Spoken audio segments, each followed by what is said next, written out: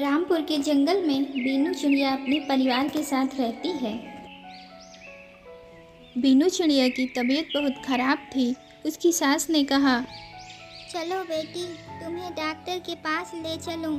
लगता है तुम्हें डॉक्टर के पास जाने की ज़रूरत है। बीनू चिड़िया सास के साथ डॉक्टर के पास चली जाती है। तुम्हारा अल्ट्रासाउंड करना पड़ेगा। बीनू चिड़िया का अल्ट्रासाउंड हो गया। डॉक्टर ने वापस भेज दिया। सास डॉक्टर के पास ही बैठी रही। कुछ देर के बाद डॉक्टर ने बीनू चिड़िया को अंदर बुलाया। बीनू जी, क्या आपको बचपन में कोई चोट लगी थी? नहीं डॉक्टर, ऐसा तो नहीं है। आप ऐसा क्यों कह रही हैं? इसलिए कि आप कभी माँ नहीं बन सकती। डॉक्टर की बात सुनकर बीनू चिड़िया बेजान सी हो गई और वहीं बैठकर रोने लगी। मैंने सोचा नहीं था जिंदगी इतना बड़ा धोखा देगी मुझे। चिड़िया का पति अब अपनी माँ की ही सुनता था। माँ जो कहें उनकी हर बात मानना। शायद इस घर में मेरी कोई जगह नहीं बची है।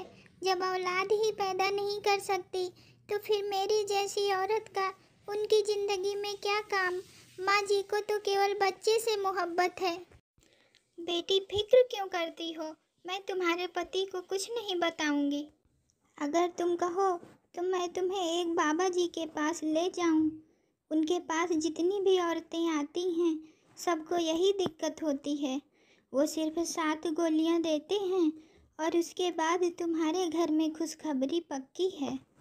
डॉक्टर लोग तो झूठ बोलते हैं, डरा धमका के पैसा बनाते हैं बस। तू फिक्र ना कर बेटी, मैं तुझे बाबा के पास ले जाऊंगी। बीनू चिड़िया सास की बात सुनकर खुशी से खिल उठती है। बेटी, शाम को चलेंगे बाबा के पास। ठीक है माँ जी। शाम हुई तो बीनू चिड़िया की सास बीनू चिड़िया को लेके बाबा के पास गई और वहाँ पहुँची तो देखा बहुत लोग बैठे हुए थे। क्या हुआ बहन, क्या आपके भी बच्चे नहीं हैं? हाँ बहन, मेरे भी बच्चे नहीं होते थे। बाबा की 7 गोलियों से सब ठीक हो गया। अब मैं 4 बच्चों की माँ हूँ। यह सुनकर बीनू चिड़िया की तो जैसे फिक्र ही गायब हो गई हो। बाबा ने बीनू चिड़िया को 7 गोलियां दी। बेटी, यह गोलियां पाबंदी से खा लेना, इनमें एक भी छूटने न पाए। साथ में जो मंत्र मैं तुम्हें बता रहा हूँ उसे ज़रूर पढ़ना। ला बेटी, ये दवाइयाँ मुझे दे दे, मैं संभाल कर रखूँगी। यह बहुत अहम चीज़ है, इसे मैं खुद रखूँगी। बीनू चिड़िया मन ही मन सोचती है, मेरी सास कितनी अच्छी हैं, मुझे डॉक्टर के पास ले आई, वरना औरतें अपने बेटे की दूसरी शादी कर देती हैं। यह ले बेटी, ये दवाइयाँ अपने पास रख। मैं रोज़ तुम्हें दूध ला कर दूँगी। तुम दूध के साथ ये गोलियाँ खा लेना और इसके बाद खबरदार बिस्तर से उठी तो दवा के असर के लिए सोना ज़रूरी है। जी माँ जी, मैं समझ गई। बीनू चिड़िया की सास इतना कहकर कमरे में चली गई और थोड़ी देर बाद उसका पति आ गया। सुनो जी, माँ जी मुझे बाबा जी के पास लेकर गई थी। उन्होंने मुझे दवा दी है, इसे खाकर मैं ज़रूर माँ बन जाऊँगी। बीनू चिड़िया का पति कुछ नहीं बोला, वहाँ से सीधे बाहर चला गया। बीनू चिड़िया ने रात में दूध के साथ दवा खाई तो उसकी तबीयत खराब होने लगी, जैसे उसने कोई जहरीली चीज़ खा ली हो। ये दवा कैसी है? इसे खाकर तो मेरी हालत और ख़राब हो गई है, मगर औलाद के लिए तो यह करना ही पड़ेगा। कब मेरा सपना पूरा होगा?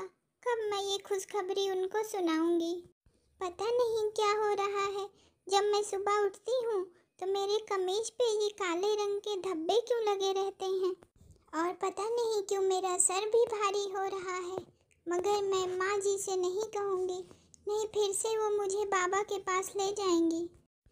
आज मुझे बहुत अच्छा लग रहा है, मैं बहुत खुश हूँ। आज तो मेरा कोर्स पूरा हो जाएगा। अब सिर्फ आखिरी गोली बची है, इसके बाद शायद जल्दी से मुझे खुशखबरी मिलेगी। खुशी खुशी में वह आखिरी गोली बीनू चिड़िया के हाथ से छूटकर नीचे गिर जाती है। रात का वक्त था, हल्की हल्की रोशनी थी।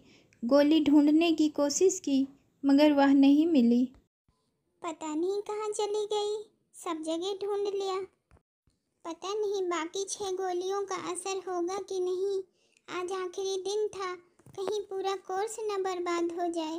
काश मैं गोली खा लेती।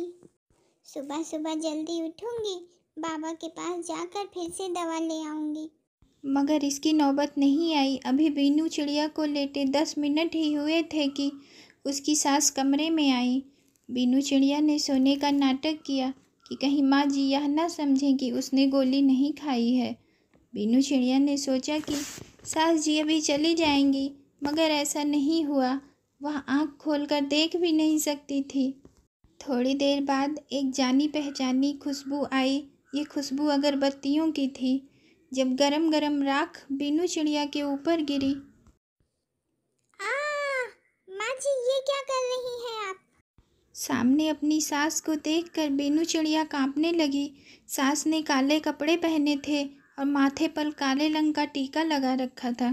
खामोश होकर लेट जाओ, अभी मुझसे सवाल जवाब मत करना। सास ने बीनू चिड़िया के मुंह पर हाथ रखकर और घसीटते हुए पीछे कमरे में ले गई और उसमें बंद कर दिया और मुंह में काला कपड़ा ठूंस कर बाहर से ताला लगा दिया। ये मेरे साथ क्या हो रहा है? इन्होंने भी मेरा ख्याल नहीं किया, मुझे पूछने तक नहीं आए। लगता है ये भी अपनी माँ के साथ मिले हैं। इंतजार करते करते शाम हो गई। बीनू चिड़िया का पति घर वापस आया।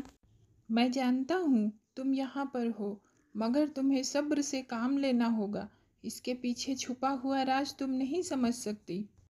यह कौन सा राज है? तुम पागल तो नहीं हो गए हो? तुम्हारी माँ ने मुझे यहाँ बंद कर दिया है। तुम जानते हो मैं तुम्हारे बच्चे की माँ बनने वाली हूँ। मैं जानता हूँ, मैंने तुम्हारी रिपोर्ट देख ली थी। तुम्हारी माँ बनने का तो मुझे उसी दिन पता चल गया था जब तुम डॉक्टर के पास गई थी। तो तुमने मुझे बताया क्यों नहीं? माँ जी ने मुझसे यह बात क्यों छिपाई? बताता हूँ, सब बताता हूँ। पहले बैठ जाओ, घबराओ मत, मैं तुम्हारे साथ हूँ। अब मेरी बात ध्यान से सुनो। मेरी माँ को तुम नहीं जानती, वह बहुत अच्छी औरत हैं और बहुत लोग माँ से इलाज करवाने आती हैं और सभी का मुफ्त में इलाज करती हैं। माँ ने आजकल यह काम जरा कम कर दिया है। वह चाहती हैं कोई औरत उनके दरवाजे से खाली न जाए। उन्होंने मेरी शादी तुमसे करवाई तो मुझसे वादा लिया था कि शादी के बाद तुम पर इस काम करने की इजाज़त दूँ। बस इसी वजह से मैं तुमसे बात नहीं कर सकता। तुम पागल तो नहीं हो गए हो? तुम्हारी अक्ल को क्या हो गया है? क्या तुम्हें ईश्वर से डर नहीं लगता? इस अंधविश्वास से माँ जी सरासर गलत कर रही हैं। अगर मैं बांझ नहीं तो ये खतरनाक गोली खिलाने की क्या जरूरत है? क्या यह बच्चा चला जाए तो तुम्हें दुख नहीं होगा? मुझे दुख नहीं होगा। जिस भगवान ने एक दिया तो वो और भी देगा। सब्र करो। तुम्हारी माँ जो कर रही हैं वह सरासर गलत है। मैं बच्चे को किसी के हाथ भी नहीं लगने दूंगी। बीनू चिड़िया का पति बीनू चिड़िया को वहीं बंद करके बाहर चला गया। थोड़ी देर बाद बीनू चिड़िया का पति फिर वापस आता है। माँ जो कर रही हैं उन्हें करने दो, मुझे उनके आगे शर्मिंदा मत करो। नहीं, बिल्कुल नहीं। तुम जो मर्जी करो, मैं अपने बच्चे का गला नहीं घोंट सकती। सास के चीखने की आवाज़ आई तो बीनू चिड़िया का पति भाग कर आया। जाओ, निकल जाओ इस घर से। जितनी दूर जा सको चली जाओ। चले जाओ वरना मेरी माँ तुम्हारी जान ले लेंगी। फिर बीनू चिड़िया का पति बीनू चिड़िया को अपने दोस्त के यहाँ छोड़ के आता है। तुम चिंता ना करो मित्र, भाभी जी यहाँ जब तक चाहें तब तक रह सकती हैं। मैं उनका विशेष ध्यान रखूँगा। कुछ दिन यहाँ रहो, मैं तुम्हें यहाँ से लेने आऊँगा। बीनू चिड़िया 6 महीने वहाँ रही। उसे किसी प्रकार की कोई दिक्कत नहीं हुई। सब लोग बहुत प्यार से रहते थे। 6 महीने हो गए हैं, इन्होंने फोन भी नहीं किया है। भाभी जी, आपके पति का फ़ोन आया था, वो आपको लेने आ रहे हैं। आज मैं बहुत खुश हूँ। मेरा आखिरी महीना चल रहा है। वो देखेंगे तो कितना खुश हो जाएंगे। बीनू चिड़िया का पति बीनू चिड़िया को वापस लेने के लिए आता है। मुझे माफ़ कर दो, मेरी माँ को भी माफ़ कर दो। आप रो क्यों रहे हैं? माँ को उनके किए की सज़ा मिल गई है। उनके पूजा पूरी न होने की वजह से वो पागल हो गई हैं। लोग उन्हें देख देख कर हंसते हैं। बीनू चिड़िया का पति बीनू चिड़िया को लेकर घर आ जाता है। बहू, मुझे माफ़ कर दे बेटी, मुझे मेरे किए की सज़ा मिल गई है। नहीं नहीं माँ जी, आप बिल्कुल ठीक हो जाएंगी। आप ऐसा क्यों सोच रही हैं? बीनू चिड़िया की सास ने न जाने किस किस का दिल दुखाया था। उनकी मौत बहुत तकलीफ दे हुई और बाद में बीनू चिड़िया को बेटा होता है। वह अपने पति के साथ खुशी खुशी उस घर में रहने लगती है। तो दोस्तों, आपको हमारी कहानी कैसी लगती है? अगर अच्छी लगती है तो कमेंट सेक्शन में ज़रूर बताएं और अगर चैनल को सब्सक्राइब नहीं किया है तो सब्सक्राइब करें।